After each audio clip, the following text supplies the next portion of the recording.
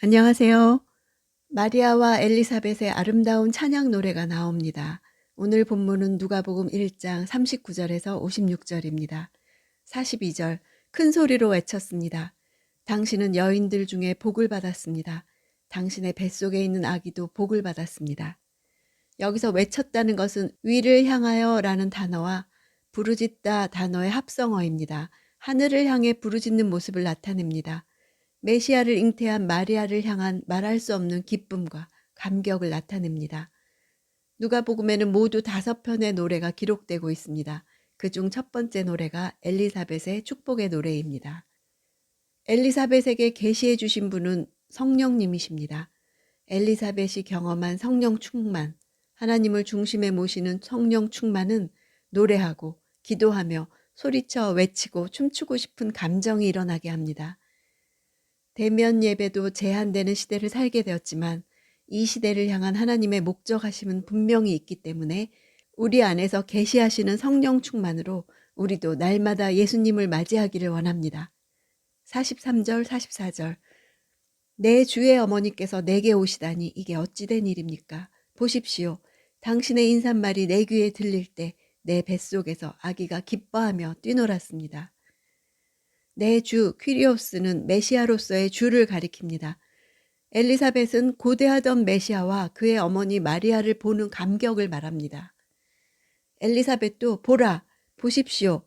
자기 몸속에서 일어나는 초자연적인 지식으로 인해서 감탄을 하는 장면입니다. 마리아가 찾아온 덕분에 엘리사벳은 그녀의 주님이 친히 임하신 것을 경험했습니다.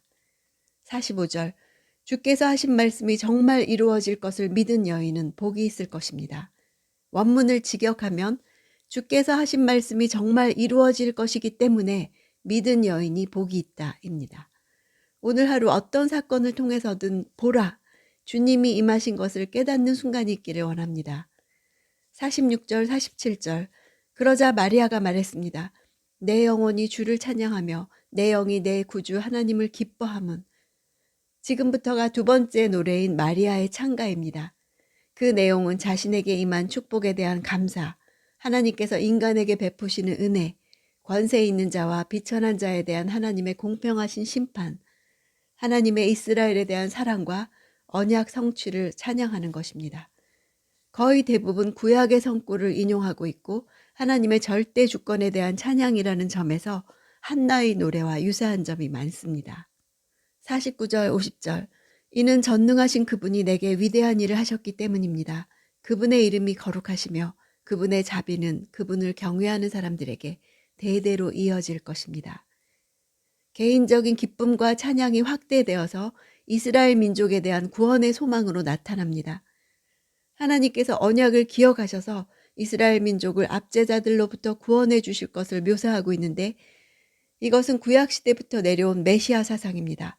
또 메시아의 사역을 암시하고 있습니다. 마리아는 자신의 운명과 이스라엘의 운명을 동일 선상에 놓고 있습니다. 제국의 힘과 논리 속에서 휘둘리는 억압받는 이스라엘의 운명을 자기의 운명으로 받아들이고 있는 것처럼 보입니다. 51절에서 53절 그분은 자신의 팔로 엄청난 일을 행하시고 마음의 생각이 교만한 사람들을 흩어버리셨습니다. 그분은 통치자들을 왕좌에서 끌어내리시고 낮은 사람들을 높여주셨으며 배고픈 사람들을 좋은 것으로 배불리시고 부유한 사람들을 빈손으로 보내셨습니다. 교만한 사람들이란 원어로 하나님 앞에서 자신을 지나치게 내보이는 자들, 하나님을 대적하는 자들 이런 뜻입니다.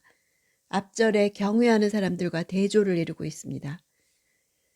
경외하는 자들에게는 자비가 임하지만 교만한 자들에게는 흩어지는 심판이 따릅니다. 하나님의 능력과 거룩하심과 자비하심에 초점을 맞추자 마리아의 노래는 보이는 것이 전부가 아님을 말하고 있습니다. 하나님은 세상의 가치와 기대들을 완전히 뒤집는 분이십니다. 하나님 자신이 세상에 오셔서 교만한 자들과 권세자들과 부자들의 배척을 받으셨습니다. 그는 비천한 자들을 높이시고 굶주린 자들을 배부르게 하실 것입니다. 하나님은 지금도 그 일을 계속하십니다. 다시 말하면 세상의 질서와 가치관을 바꾸는 일이 예수 탄생이었던 것입니다. 예수님의 탄생은 이러한 정치적, 사회적 질서의 역전을 예고해 주는 것이었습니다. 마리아는 구약의 예언자적인 목소리로 구속과 자유와 정의에 대한 주제들을 다 드러내고 있습니다. 이 구원의 메시지는 이스라엘이 기대하고 있는 구원과는 다릅니다. 예수님의 구원은 로마의 압제에서 구출해내는 구원이 아니라 이방 정치 권력보다 인간의 영혼에 더 무서운 적인 죄악과 질병과 물질주의의 압제에서 해방하는 구원입니다. 누가는 지금 원독자인 데오빌러와 그 공동체에게 이 구원을 말해주고 있는 것입니다. 좋은 것이라고 번역된 단어는 선한, 적합한 이런 뜻입니다. 좋은 것은 바로 그들에게 가장 적합한 것들임을 의미합니다. 배불리신다는 표현 안에는 단순한 만족이 아니라 더 이상 부족할 것이 없는 가득 차고 넘치는 상태를 의미합니다. 빈손으로라는 것은 좋은 것으로와 대조를 이룹니다. 빈, 헛된, 내용이 없는 이런 뜻입니다. 부족할 것이 없는 부유한 자들이기에 아무것도 없는 것을 의미하는 빈손은 그들이 받게 될 심판의 엄중함을 보여줍니다. 54절 그분은 자비를 기억하셔서 자기의 종 이스라엘을 도우셨습니다. 도우신다는 단어는 누구누구를 대신해서 취하다 이런 뜻이 있습니다. 즉 하나님이 그의 백성을 돕는다는 말 속에는 그들을 위해 무엇인가를 대신하신다는 의미가 있습니다.